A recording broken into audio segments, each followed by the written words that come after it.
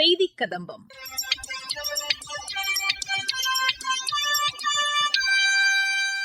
இன்றைய செய்தி கதம்பத்தில் தேசிய ஒற்றுமை, கலாச்சார பன்முகத்தன்மை மற்றும் நாட்டின் வளர்ச்சியில் சிறுபான்மையின கல்வி நிறுவனங்களின் பங்கு குறித்த தேசிய மாநாட்டில் தமிழக ஆளுநர் திரு ராஜேந்திர விஸ்வநாத் அர்லேக்கர் ஆற்றிய உரை, பிரதம மந்திரி ராஷ்டிரிய கிருஷி விகாஸ் திட்டத்தின் கீழ் நீலகிரி மாவட்ட விவசாயிகள் பயன்பெறுவது குறித்து எமது செய்தியாளர் வழங்கும் செய்தி தொகுப்பு மற்றும் மத்திய அரசின் சமூக வலைதள பதிவுகள் ஆகியவை இடம்பெறுகின்றன. தேசிய ஒற்றுமை, கலாச்சார பன்முகத்தன்மை மற்றும் தேசத்தை கட்டமைப்பதில் சிறுபான்மை கல்வி நிறுவனங்களின் பங்கு குறித்த தேசிய மாநாடு சென்னையில் நடைபெற்றது. இந்நிகழ்ச்சியில் தமிழக ஆளுநர் திரு ராஜேந்திர விஸ்வநாத் அர்லேக்கர் கலந்து கொண்டு சிறப்புரையாற்றினார். அவர் பேசுகையில், all of us going to contribute towards the development of our country or Vikasit Bharat equally. There is nothing minority, there is no majority. We all are together. How this minority comes from, I do not know from where it comes. All people of this country have one target. All people of this country have one nation. All of us have one culture. All of us have one history. All of us have one geography. And where is minority and where is majority? So we all must be thinking that all of us are majority. And all world will be looking at us, telling us, yes, India is a developed country. We are no more developing country and we are no more underdeveloped country. We are a developed country, Vikasit, fully Vikasit. But how we all are going to contribute towards it? Not only economic concept, it is all-round progress of our country that is called Vikasit Bharat. All-round progress. We have seen that education system for many, many years. Now we are changing to something else. Now we are doing something else. Our students who are studying in our colleges, in our higher education also, they should not be, after taking degree, asking for job. They should not be job seekers. They should not be job asking people. They should be job givers. My business unit, in all our education institutions, let us have some enterprise development cell so that entrepreneurship will be developed. All our children, all our young children who are citizens of our country, they will be marching ahead with a developed sense of our country. That is what we want. And that is exactly the message which we are taking. All the stalwarts who are sitting here, they have to give us the message, and this message is how we are going to develop.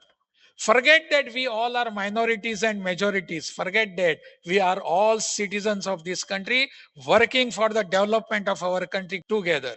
That is the message that we are getting from here. Next year again we will be coming. I will be coming to meet you here. That's all. பிரதம மந்திரி ராஷ்டிரிய கிருஷி விகாஸ் திட்டத்தின் கீழ் நீலகிரி மாவட்ட விவசாயிகள் பயன்பெறுவதாக எமது செய்தியாளர் வழங்கும் செய்தி தொகுப்பு. நீலகிரி மாவட்டத்தில் சுமார் 70,000 ஹெக்டேர் பரப்பளவில் தேயிலை சாகுபடி செய்யப்படுகிறது. சுமார் 7,000 ஹெக்டேர் பரப்பளவில் மலை காய்கறிகள் பயிரிடப்படுகிறது. தேயிலை சாகுபடி முக்கிய தொழிலாக உள்ள நிலையில் கடந்த 25 ஆண்டுகளுக்கு மேலாக தேயிலைக்கு போதிய விலை கிடைக்காததால் விவசாயிகள் தவித்து வந்தனர். சில விவசாயிகள் பசுமை குடில் அமைத்து மாற்று விவசாயமாக கொய்மலர் மற்றும் ஸ்ட்ராபெரி சாகுபடி செய்து வருகின்றனர். இதற்கு அதிக முதலீடு தேவைப்படுவதால் பெரும்பாலான விவசாயிகள் கொய்மலர் மற்றும் ஸ்ட்ராபெரி சாகுபடி மேற்கொள்ள தயக்கம் காட்டுகின்றனர். கேரட், பீட்ரூட் போன்ற மலை காய்கறிகளுக்கு அதிக முதலீடு தேவைப்படுவதுடன் சில சமயங்களில் விவசாயிகளுக்கு அதிக நஷ்டம் ஏற்படுகிறது. இந்நிலையில் குன்னூர், கோத்தகிரி சுற்றுவட்டார கிராமங்களில் உள்ள விவசாயிகள் ராஷ்டிரிய கிருஷி விகாஸ் யோஜனா எனப்படும் தேசிய வேளாண் வளர்ச்சி திட்டத்தின் கீழ் 50% மானியம் பெற்று நிரந்தர பந்தல் அமைத்து சௌச்சௌ எனப்படும் மேரக்காய் சாகுபடி செய்ய ஆர்வம் காட்டி வருகின்றனர். இத்திட்டத்தில் 1 ஹெக்டேர் பரப்பளவில் நிரந்தர பந்தல் அமைக்கும் சிறு குறு விவசாயிகளுக்கு ரூபாய் 3 லட்சம் பின்னேற்பு மானியமாக வழங்கப்படுகிறது.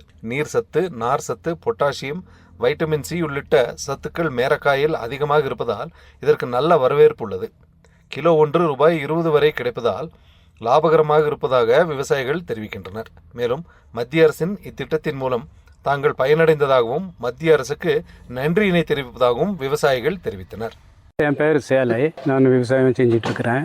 எங்களுடைய விவசாயம் காரட்டு, பீன்ஸு இப்படி வெஜிடபிள் எல்லாம் போட்டிருந்தோம். விவசாய சாகுபடியில் இன்வெஸ்ட்டு ஜாஸ்தி ஆகிறனால பல வருஷமாக அதில் எங்களுக்கு நஷ்டமே அந்த மாதிரி ஒரு சூழ்நிலை இருந்ததுனால இந்த மேரக்காய் மாற்று ஏற்பாட்டில் இந்த மேரக்காய் போடலாம் அப்படின்ட்டு எல்லாம் ஒருங்கிணைஞ்சு இந்த மாதிரி பண்ணிகிட்டு இருந்தோம். அப்போது அந்த சமயத்தில் கவர்மெண்ட்டில் வந்து எங்களுக்கு சப்சிடி ஒரு ஹெக்டேருக்கு வந்து 3 லட்சம் அளவில் கொடுத்தாங்க. அதை வச்சு சிறப்பாக நாங்கள் செஞ்சிட்ருக்குறோம். இருந்தாலும் இந்த மற்ற விவசாயியை விட இது கொஞ்சம் எங்களுக்கு ஒரு நல்ல வருமானமும் குறைவான செலவும் அந்த மாதிரி ஒரு சூழ்நிலை எங்களுக்கு பெரிய சந்தோஷம் இருக்குது. மத்திய அரசுக்கும் எங்களுடைய நன்றியை தெரிவிக்கின்றோம். சார், நான் கப்பட்டிலேருந்து ரேவதி பேசுகிறேங்க. நான் வந்து பீன்ஸு கேரட்டில் போட்டு கொஞ்சம் லாஸ் ஆயிடுச்சு. அதனால் சவு போட்டு இப்போ கவர்மெண்ட்டு மானியம் கொடுக்கறதுனால கொஞ்சம் லாபமாக இருக்குது. அதனால் காடு ஃபுல்லாக மேரக்காய் போட்டிருக்கோம். நாங்கள் ஆர்கானிக் பண்ணுறதுனால எங்களுக்கு செலவு கம்மி, வருமானம் கொஞ்சம் பரவாயில்லைங்க. மத்திய அரசு மானியம் எங்களுக்கு தரதுனால அவங்களுக்கு நன்றி சொல்லிக்கிறேன். பிரதம மந்திரி ஸ்ரம் யோகி திட்டத்தின் கீழ் சுற்றுலாத்துறை சார்ந்த தகுதியுடைய அமைப்புசாரா தொழிலாளர்கள் பதிவு செய்து பயன்பெறுவது குறித்து எமது செய்தியாளர் வழங்கும் தகவல். பிரதான் மந்திரி ஷாராம் யோகி மான்தன் என்ற திட்டம் 18 முதல் 40 வயது வரையிலான அமைப்புசாரா தொழிலாளர்களுக்கான இந்திய அரசின் பங்களிப்பு அடிப்படையிலான ஓய்வூதிய திட்டமாகும். இத்திட்டத்தில் தகுதியுடைய பயனாளிகள் மாதந்தோறும் நிர்ணயிக்கப்பட்ட தொகையை முறையாக செலுத்தி வந்தால் இந்திய அரசும் அதே அளவு இணை பங்களிப்பை வழங்கும். இதன் மூலம் 60 வயதை அடைந்த பின்னர் மாதந்தோறும் ரூபாய் 3000 உறுதியான ஓய்வூதியம் பெறும் வசதி வழங்கப்படுகிறது. சுற்றுலா வழிகாட்டிப்பாளர்கள், சுற்றுலா வாகன ஓட்டுநர்கள் மற்றும் போக்குவரத்து சேவை வழங்குநர்கள், துப்புரவு பணியாளர்கள், கைவினை கலைஞர்கள், தெருவோர வியாபாரிகள் மற்றும் சுற்றுலாத்துறையுடன் தொடர்புடைய பிற சேவை வழங்குநர்கள் ஆகியோர்கள் இத்திட்டத்தின் கீழ் பயனடை தகுதியுடையவர்கள் ஆவார்கள். தகுதியுடைய அனைத்து தொழிலாளர்களும் தங்களது ஆதார் அட்டை, சேமிப்பு வங்கி கணக்கு புத்தகம் மற்றும் கைபேசி எண்ணுடன் அருகிலுள்ள பொது சேவை மையத்தினை அணுகி இத்திட்டத்தில் பதிவு செய்து பயன்பெறுமாறு கேட்டுக்கொள்ளப்படுகிறார்கள்.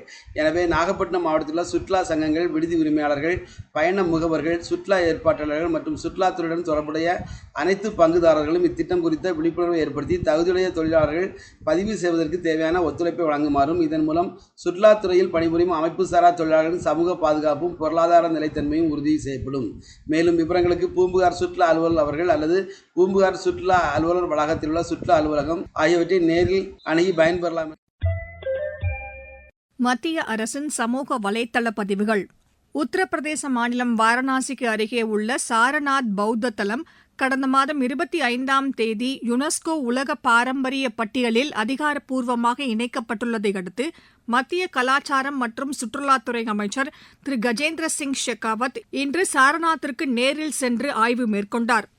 இது தொடர்பாக அவர் வெளியிட்டுள்ள சமூக வலைதள பதிவில், கௌதம புத்தர் ஞானம் பெற்ற பிறகு தனது முதல் போதனையை வழங்கிய புனித இடமான சாரநாத் தற்போது நாட்டின் 45வது உலக பாரம்பரிய தலமாக மாறியிருப்பதாக குறிப்பிட்டுள்ளார். பிரதமர் திரு நரேந்திர மோடியின் தலைமையின் கீழ் நமது நாட்டின் இந்த ஆன்மீக தலம் உலகளாவிய பெருமையை பெற்றுள்ளதாகவும் அவர் குறிப்பிட்டுள்ளார். இந்த சர்வதேச அங்கீகாரம் பௌத்த பாரம்பரியத்தை பாதுகாப்பதோடு இந்தியாவின் ஆன்மீக சுற்றுலாவை அடுத்த கட்டத்திற்கு கொண்டு செல்லும் என்றும் திரு கஜேந்திர சிங் ஷெகாவத் தெரிவித்துள்ளார். அயோத்தி ராமர் கோவில் நன்கொடை முறைகேடு விவகாரத்தில் எதிர்க்கட்சிகள் தேவையின்றி அவையை முடக்குவதாக மத்திய அமைச்சர் திரு SP பாகல் குற்றம் சாட்டியுள்ளார். இது தொடர்பாக சமூக வலைதளத்தில் அவர் பகிர்ந்துள்ள செய்தியில், இந்த நிதி முறைகேடு தொடர்பாக உத்தரப்பிரதேச முதலமைச்சர் திரு யோகி ஆதித்யநாத் உடனடியாக சிறப்பு புலனாய்வு குழு விசாரணைக்கு உத்தரவிட்டுள்ளதை அவர் சுட்டிக்காட்டியுள்ளார். இந்த சம்பவம் குறித்து ஏற்கனவே முதல் தகவல் அறிக்கை பதிவு செய்யப்பட்டு முக்கிய குற்றவாளிகள் கைது செய்யப்பட்டிருப்பதாகவும் அவர் தெரிவித்துள்ளார். குற்றவாளிகள் யாருக்கும் நீதிமன்றம் இதுவரை ஜாமீன் வழங்காத நிலையில் எதிர்க்கட்சிகள் தேவையின்றி இரு அவைகளிலும் தொடர்ந்து தடையையும் அமளியையும் ஏற்படுத்தி வருவதாக அமைச்சர் குற்றம் சாட்டினார்.